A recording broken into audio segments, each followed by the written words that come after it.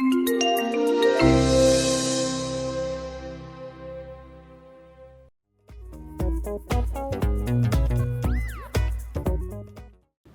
is the Cube Measuring Jig, and it is used at events to ensure the cubes are inflated correctly. It is used to measure the pressure and size of a cube without using a pressure gauge. Cubes can be measured on a tabletop or on the official carpet. So how does it work? Field staff simply measure each cube as they are inflated to ensure the jig is lifted off the ground and ensuring that both sides of the cube do not touch the jig at the same time.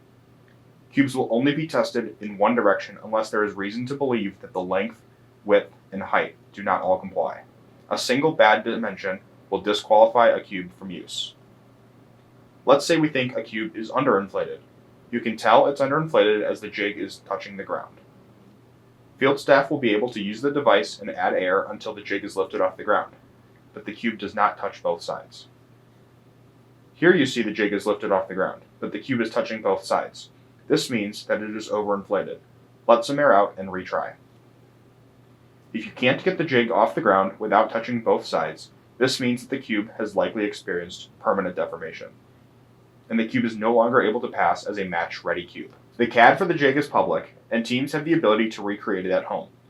Please note that the mass of the device is important and should be 20 ounces.